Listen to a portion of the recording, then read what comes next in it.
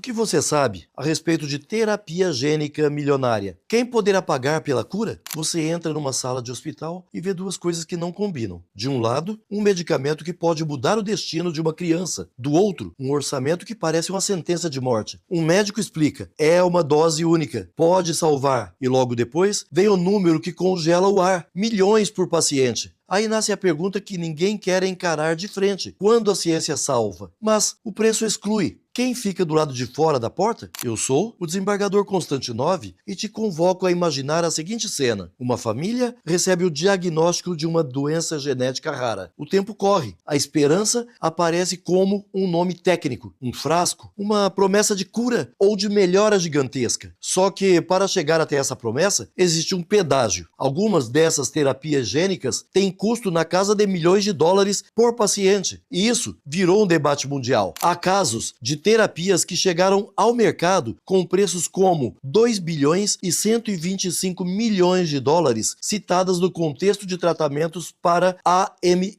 isto é, atrofia muscular espinhal, uma doença genética rara que enfraquece progressivamente os músculos, podendo comprometer até mesmo funções vitais, como respirar e engolir, e que, por isso mesmo, costuma envolver uma corrida contra o tempo. E há terapias com valores ainda maiores, como 3 bilhões e 500 milhões de dólares para hemofilia B, descrita como uma das mais caras do mundo. E houve também, pessoal, terapia anunciada a 4 bilhões e 250 milhões de dólares. Tudo isso para uma doença genética rara. Entra aqui a mitologia. Pensem no rei Midas. Tudo que ele tocava virava ouro. Até o dia em que ele tocou o que mais amava e percebeu que riqueza sem medida vira maldição. A terapia gênica é um toque de ouro moderno. Ela pode ser extraordinária, mas se o acesso vira privilégio de poucos, o milagre vira desigualdade com o jaleco. E aí, o Brasil entra forte nessa conversa, porque aqui, saúde não é só mercado, é direito e também é sistema. Quando o tratamento não está disponível pelo SUS, quando não está incorporado às listas e quando a família não tem como pagar, nasce um caminho muito brasileiro, a judicialização da saúde. E nesse ponto, o debate deixa de ser apenas médico, vira jurídico com urgência, com liminar, com perícia, com prova.